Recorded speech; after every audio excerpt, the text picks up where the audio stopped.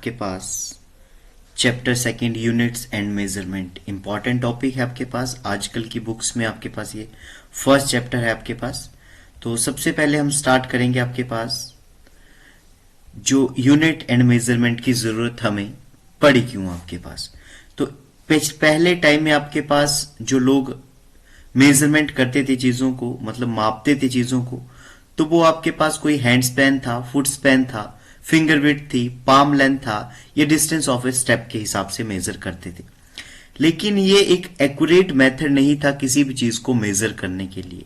तो हमने क्या किया, एक स्टैंडर्ड यूनिट्स बनाई जिससे हम किसी भी चीज को मेजर कर सकें आपके पास। ठीक है, तो इस चैप्टर में हम बहुत डिस्कस करेंगे। सबसे पहले हम बात करेंगे बिगर यूनिट्स की। बड़ी यूनिट्स कौन सी हैं आपके पास जिससे हम किसी भी चीज को मेजर कर सकते हैं। तो सबसे पहले हम बात करेंगे फॉर लेंथ की आपके पास। तो लेंथ की सबसे बड़ी यूनिट जो आपके पास होती है, सबसे पहले एस्ट्रोनॉमिकल यूनिट। ये क्या होता है आपके पास, तो ये मीन डिस्टेंस होता है अर्थ एंड सन का आपके पास। इट इज द मीन और average distance between the sun and earth, उसे बोलते हैं एस्ट्रोनॉमिकल यूनिट। इसकी वैल्यू होती है आपके पास 1.496 इंटू 10⁻11 मीटर, या इसे कई क्वेश्चन में ऑप्शन में देखा गया आपके पास इसकी वैल्यू 1.5 इंटू 10⁻11 मीटर भी देखी जाती है आपके पास। दूसरी जो आपके पास बिगर यूनिट है लेंथ की आपके पास, दैट इज लाइट ईयर। तो लाइट ईयर आपके पास पहले तो सिंपल सा यही क्वेश्चन पेपर में पूछ लिया जाता है कि लाइट ईयर जो यूनिट है वो किसकी यूनिट होती है। तो लाइट ईयर जो है डिस्टेंस की यूनिट है। It is the distance travel by the light in vacuum, और जो 1 लाइट ईयर की वैल्यू है वो 9.46 इंटू 10⁻12 किलोमीटर रहती है। तीसरी जो यूनिट है दैट इज पारसेक, और 1 पारसेक की वैल्यू आपके पास 3.26 time of the light year, या एग्जैक्ट हम इसकी वैल्यू की बात करें तो 3.1 इंटू 10⁻16 मीटर, और ये सबसे बड़ी यूनिट है आपके पास लेंथ की आपके पास। नेक्स्ट हम बात करेंगे आपके पास मास की। तो मास की जो बिगर यूनिट है आपके पास दैट इज यहाँ पे स्क्रीन के ऊपर आपको क्लियरली विजिबल होगा आपके पास। तो पहले क्विंटल, एक क्विंटल में 100 किलोग्राम होता है। दूसरा है मीट्रिक टन, एक मीट्रिक टन में आपके पास 10 क्विंटल होते हैं। तो अगर किलोग्राम में हम इसकी बात करेंगे तो 1000 किलोग्राम के बराबर जो है वो एक मीट्रिक टन होता है। अगर हम लेंथ टाइम की बात करेंगे तो टाइम में आपके पास एक लूनर मंथ जो 29.5 डेज का होता है। उसके बाद हम बात करेंगे लीप ईयर की।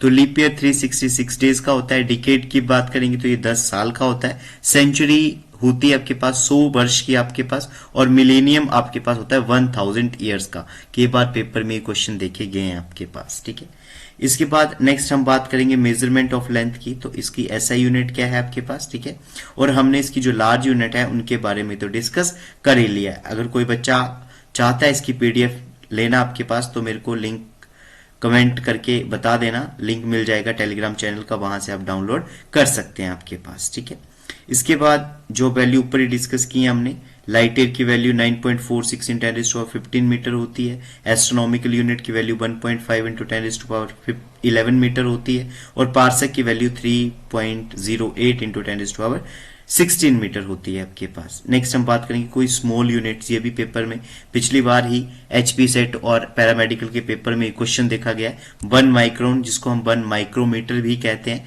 जिसकी वैल्यू होती है 10⁻6 मीटर। 1 नैनोमीटर जिसकी वैल्यू होती है 10⁻9 मीटर। 1 एंगस्ट्रॉम जिसकी वैल्यू होती है 10⁻10 मीटर। 1 फर्मी जिसकी आपके पास वैल्यू होती है 10⁻15 मीटर। इसके बाद हम नेक्स्ट बात करेंगे मेजरमेंट ऑफ मास की आपके पास। तो मेजरमेंट ऑफ मास में सबसे पहले हम बात करेंगे जो एसआई यूनिट है आपके पास मास की, वो होती है आपके पास किलोग्राम। तो किलोग्राम यूनिट कहां से लेते हैं आपके पास ये, तो ये जो यूनिट है आपके पास यहाँ पे लिखा हुआ है आपके पास एसआई यूनिट किलोग्राम होती है, और इसको मेजर करते हैं बैलेंस से आपके पास।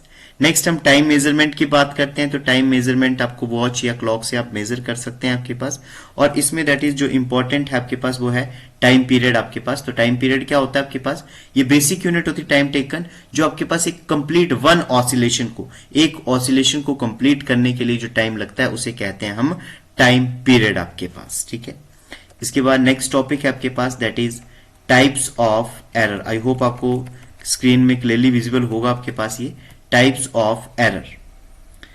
बात करते हैं टाइप्स ऑफ एरर की।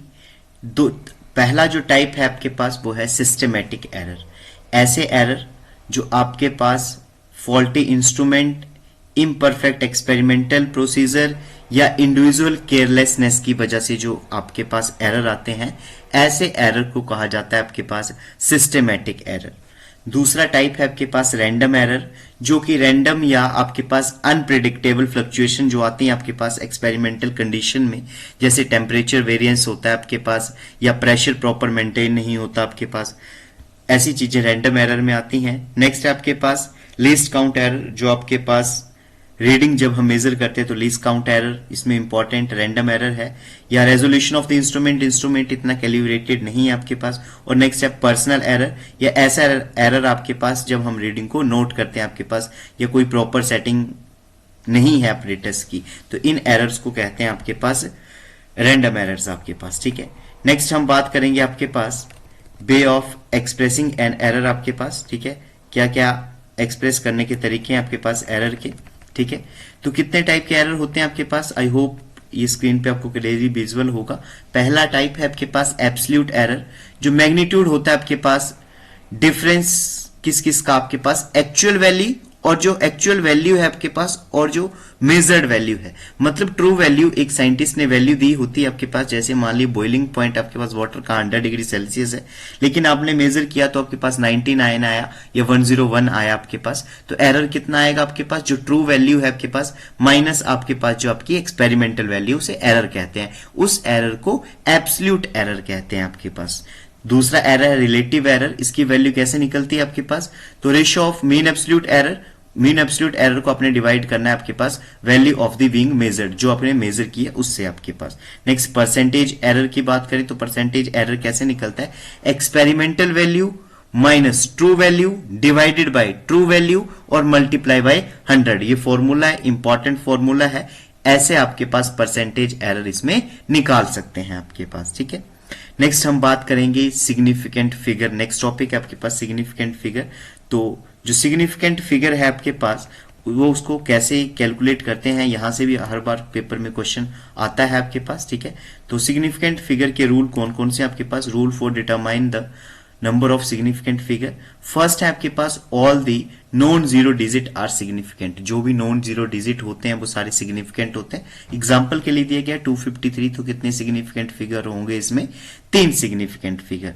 Next all zeros between 2 non zero digit are significant. जो भी जीरो होंगे नॉन जीरो के बीच में वो सारे सिग्निफिकेंट हो गए। तो एग्जाम्पल में यहां पे बताया गया आपके पास कितने सिग्निफिकेंट है, 1 2 3 4 5 सिग्निफिकेंट फिगर है। अब नेक्स्ट आपके पास बोले गए zeros preceding the first non zero digit are not significant. बोल रहे हैं जो फर्स्ट नॉन जीरो है इसके लेफ्ट में जो जीरो होती है आपके पास ये नॉन सिग्निफिकेंट होता है, इसको नहीं कैलकुलेट किया जाता है। तो इसमें भी कितने सिग्निफिकेंट फिगर हो गए, 1 2 3 4 5 सिग्निफिकेंट फिगर।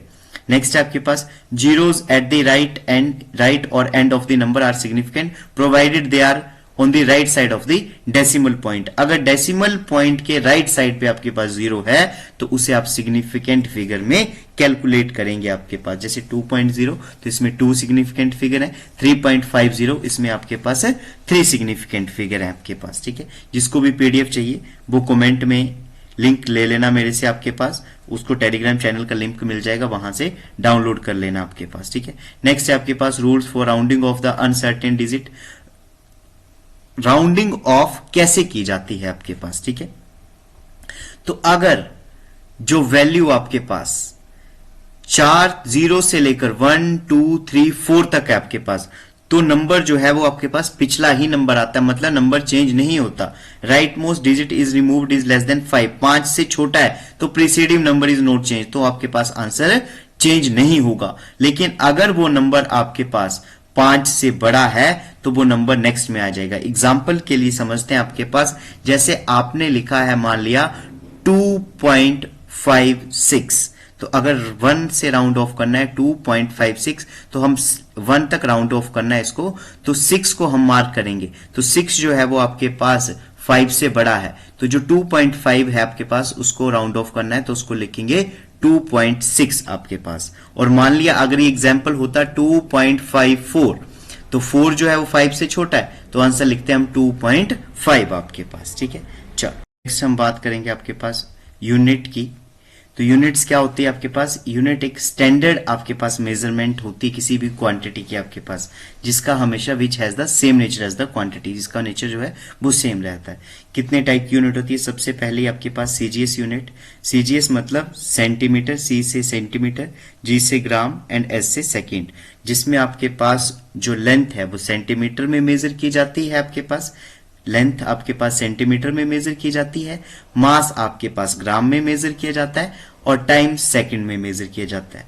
दूसरी आपके पास यूनिट है दैट इज एफपीएस। एफपीएस में जो एफ है उससे रिलेट होता है फुट, मतलब लेंथ मेजर की जाएगी फुट में, मास मेजर किया जाएगा पाउंड में और टाइम मेजर किया जाएगा सेकंड में। FPS system. Third one that is MKS system. इसमें एम से मीटर मतलब लेंथ मेजर की जाएगी मीटर में, के से किलोग्राम जो मास है वो मेजर किया जाएगा किलोग्राम में और एस है सेकेंड। और एमकेएस यूनिट को ही आपके पास जो है वो इंटरनेशनल सिस्टम में एक्सेप्ट किया गया है आपके पास, इसी को ही जो है आपके पास वो एमकेएस सिस्टम को ही एसआई यूनिट कहा जाता है आपके पास। ठीक है, नेक्स्ट हम बात करेंगे आपके पास कि एसआई यूनिट क्या क्या है आपके पास। तो सबसे पहले तो हम बात करेंगे फंडामेंटल क्वांटिटी की। 7 फंडामेंटल क्वांटिटीज हैं आपके पास। फंडामेंटल क्वांटिटीज वो क्वांटिटीज होती हैं जो इंडिपेंडेंट एग्जिस्ट करती हैं, जो किसी दूसरे पे एग्जिस्ट नहीं करती। और डिराइव क्वांटिटीज वो क्वांटिटीज होती हैं जो किसी दूसरे पे डिपेंड करती हैं। जैसे मान लिए एग्जांपल लेंथ, तो लेंथ इंडिपेंडेंट है, मेजर कर सकते हैं 10 मीटर 20 मीटर।